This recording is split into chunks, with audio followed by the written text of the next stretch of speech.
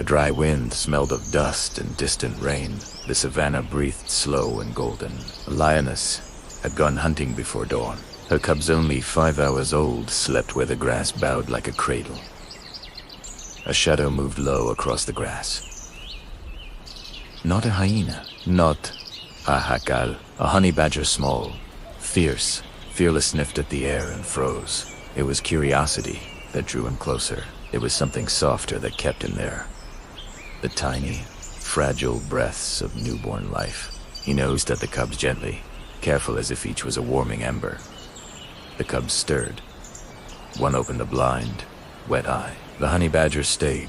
The sun climbed. Heat rolled over the plain. Predators circled in the distance, silent. Calculating, the honey badger lifted his head and scanned the horizon. He had no den here, no cubs of his own. What he had was a stubborn, impossible bravery. Hours passed like a slow drumbeat. When the first hyena came, the honey badger stood between it and the cubs. He hissed and charged tiny, but ferocious, until the hyena, surprised by such audacity, slipped away. An eagle eyed the scene from a high wire of sky. A jackal sniffed the wind and crept closer. Each time the honey badger answered with the same fierce promise. As long as I stand, these little ones will not be taken. 5 oars. The honey badger kept watch through thirst and hunger. He made a small fortress of himself, a warm, breathing shield around the cubs. He dozed with one eye open. He shifted when a gust threatened to roll the newborns. He nudged them toward shade with the gentlest push of his snout. At midday, the savanna boiled. A thunderhead looked possible, but the real storm was coming from the other side. The rumble of a lion's roar that sliced the heat like a knife. The father lion arrived slower than thunder. His mane was a map of miles, and his eyes were old and heavy. He stopped. He saw the cubs. He saw the honey badger. His mouth curled what? Anger. Confusion. The pride had rules written in teeth and muscle. A honey badger was not a guardian. He was something else, an intruder, a meal, a curiosity. The honey badger did what he had always done. He stood his ground. He raised a sound like a rasped warning, the kind that says, back away, or know me. The father lion stepped forward. All the animals held their breath, as if the world itself was waiting for the verdict. Then, something happened that the plain had not expected. The lion lowered his body until his chest kissed the dust on ancient jester. Not of submission, but of inspection. Inhaler. He smelled the hours of protection, the tiny traces of fur and sweat, the scent of danger he had kept at bay. The honey badger tensed, braced for the strike that might end him. He blinked slow.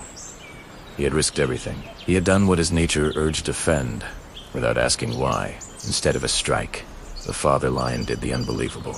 He nudged one cub close, then the other. He circled them with a slow, careful walk. Then, in a move no one had taught, Emila Lion pressed his massive head against the side of the honey badger. A rumbling exhale passed between them, like the smallest forgiveness, the tiniest recognition. The honey badger froze, then relaxed. The lion's head was warm. It smelled of the hunt. It smelled of home. It smelled, somehow, of trust. Whispers spread through the grass. Hyenas stopped their howls. Birds settled on branches. The father lion lay down and pulled the honey badger into the curve of his pawn, awkward, enormous shelter. He did not hurt him. He did not chase him.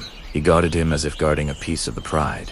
They watched each other in companionable silence, predator and defender linked by a night of risk and a day of awe. When the mother lion returned from the hunt, paws dusty and eyes sharp, she found her cubs alive and warm. She found her mate with an unexpected companion. She circled, sniffed, and envy, because the plain had never seen such an arrangement, but had always been full of surprises. She accepted it. The honey badger, small and blazing, allowed himself to curl into a hollow beneath lion claws and mane. For the first time, perhaps he felt the shelter of something larger than himself. Night fell and the savanna turned cool.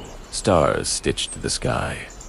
Wordless stories traveled on the breeze, of a tiny guardian who would not walk away, of a king who chose gratitude over hunger, of a mother who returned to find her family whole. In the days that followed, the honey badger remained at the edge of the Praggnata's prey. not as pet, but as an honored oddity. He watched over the cubs as they learned to stumble and roar. The father lion tolerated sometimes, even requested his presence near the den. The twist the plane remembered most was not the danger avoided, nor the hours held, but the lesson carved in paw prints. Courage looks small sometimes, and kindness can wear a strange coat. When the little cubs grew playful and reckless, they would nip at the honey badger's tail. He would pretend to scold them, but he would never leave their side. And the father lion, he would watch with a look that said, plainly, "We remember." On a morning washed with gold, the father lion stood and led the pride out across the grasses. The honey badger followed at his flank, not hidden, not ignored, walking a strange path together where survival had become story. If anyone asked why the lion had spared him, the father would only answer with a slow blink, because bravery saved them, and kindness repaid the debt. The savannah kept telling the story after that. By the campfire, by the water hole, in the creases of horn and feather and till, it settled into something like legend. And somewhere between the reeds and the wide sky, a tiny honey badger slept each night, knowing that once he had risked his life for 5-hour-old cubs, and the father lion had done the unbelievable.